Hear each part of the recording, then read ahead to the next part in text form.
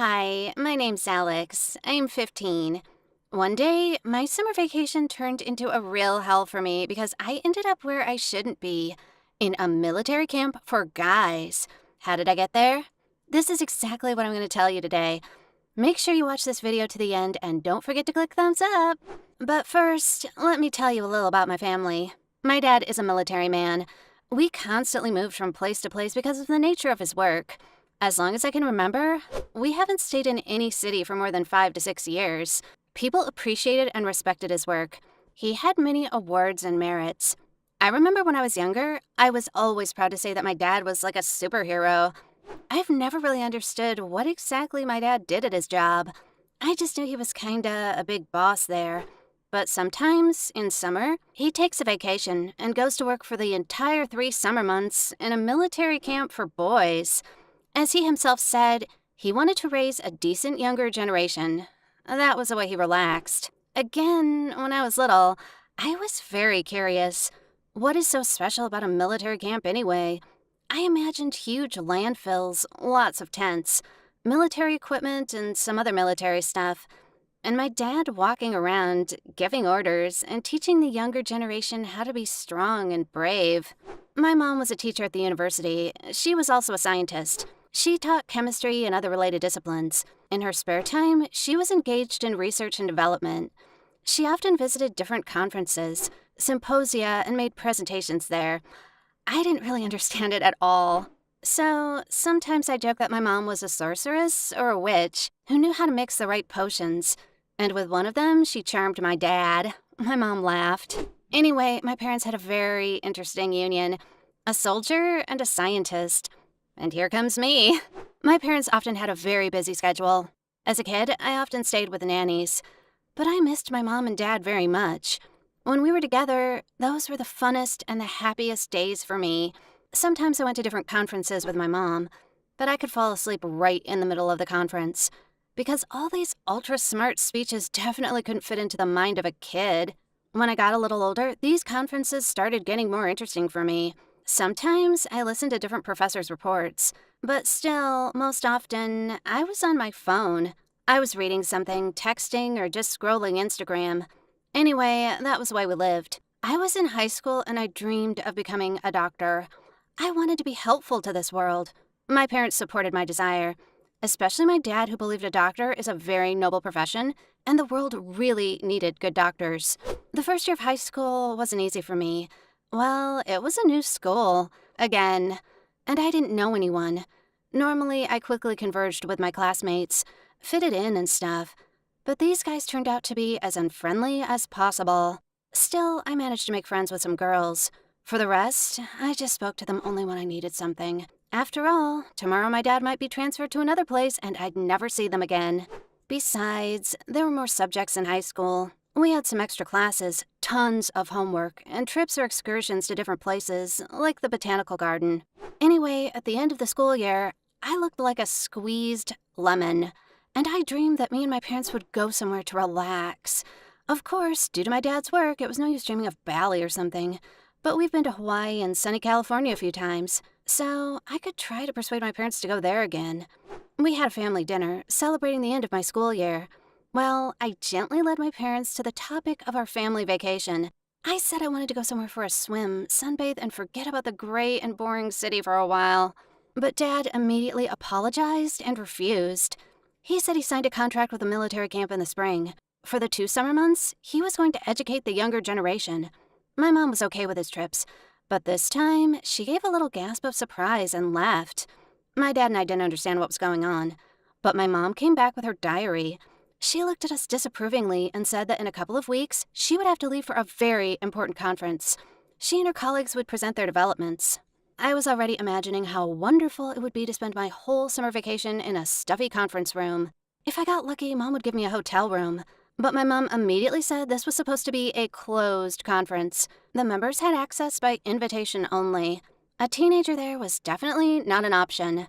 This question got more and more interesting.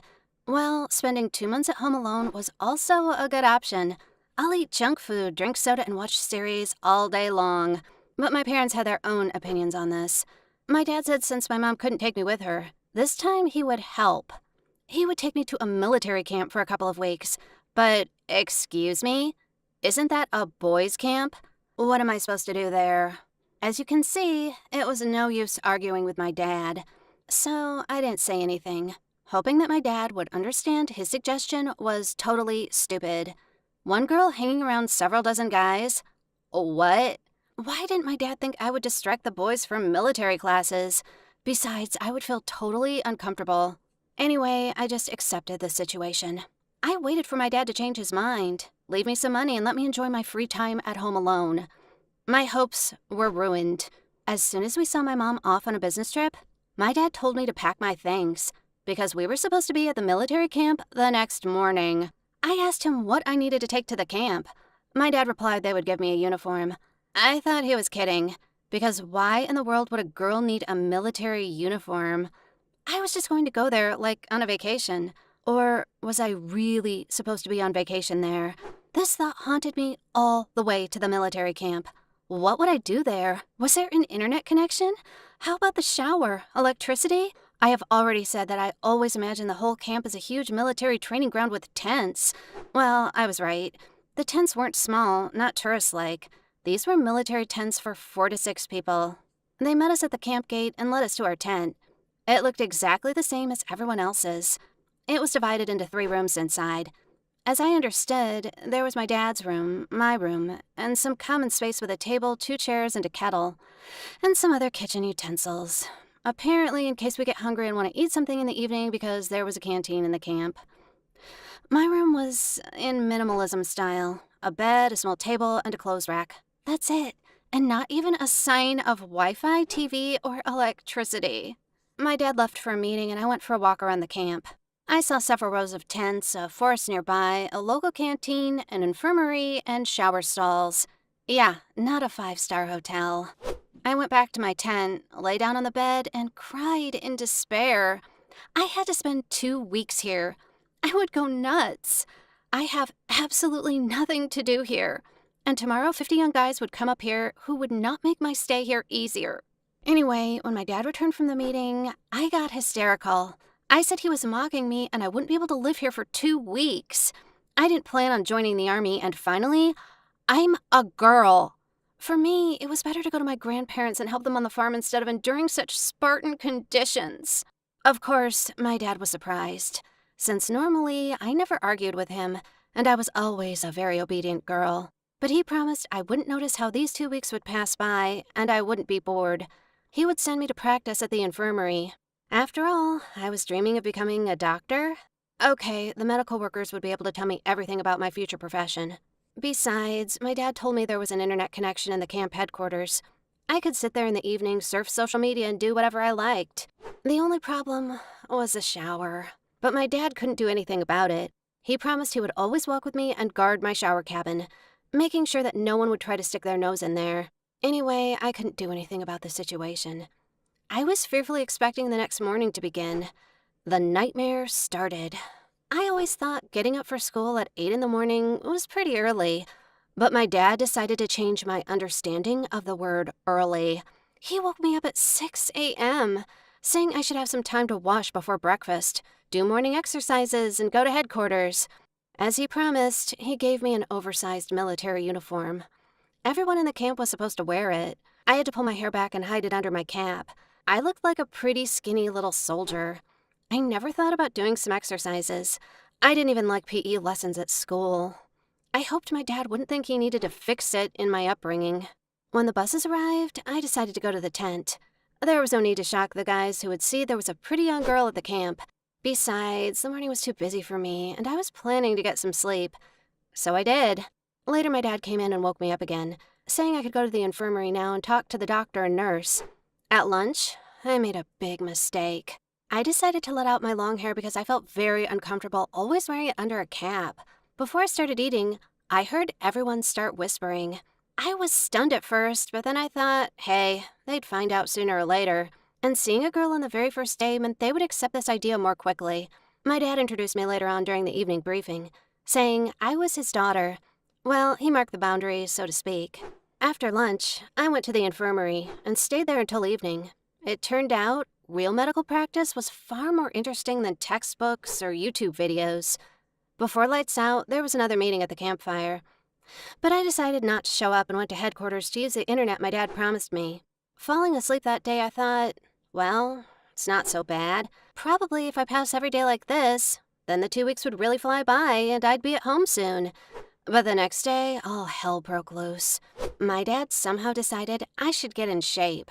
So he sent me to run 7 miles with everybody else. You may ask why I didn't say no. Well, how can I refuse a commander in the presence of his subordinates, even if I was his daughter? That was disrespectful, so I had to run with everybody. I didn't remember how I crawled to the finish line. As soon as I crossed the cherished line, I fell right on the grass, trying to catch my breath. I thought I'd never get up again and die right there. But that was just the beginning. They gave us a little rest, and then the guys went to study military tactics and strategy, and I went back to the infirmary. However, the doctor just gave me a lot of water and put me on a bed to rest, seeing my condition. After lunch, the drill started again. We spent almost 2 hours on the quad learning the formation. I fell asleep earlier that day. I passed out as soon as my head hit the pillow. I even forgot I'd been dreaming about taking a shower all day long. The fatigue was that strong. When I had breakfast with my dad in the morning, I jokingly asked him why he was mocking me with all this stuff. He said he was just worried about me. He didn't want to leave me alone. During the training sessions, I was always in his sight. In addition, he really noticed I had to do some sports because I was too skinny. He decided he would fix it in 2 days. After a couple of days, I even got involved. I started noticing my back got straighter. I knew how to control my breathing when running, and that it didn't make me faint at the finish line. And definitely, I marched better than anyone, because the guys were constantly getting confused with all the drill movement. The most difficult thing for me was the assault course and the cross-country run. The instructors would wake us up in the middle of the night and send us to the forest for a test. It was cold, dark, and damp, but surprisingly, I didn't even think of turning around and going back to the camp. I joined the game, enjoyed it, and it was important for me to cope with this challenge and prove to my dad he could be proud of me. Of course, all these training sessions brought me together with the guys. I stopped avoiding them. I talked to them about everything in the world. Most of them were only 2 years older than me, so we had a lot in common. But then, my worst nightmare came true. The guys started throwing me love notes and invitations for a night walk under the moon. Of course, I liked it. It was very romantic. But everyone had to follow a strict regimen in the camp. The violator could be seriously punished or even excluded. After all, this was a military camp. Anything related to the military meant strict discipline. But, girls are such girls.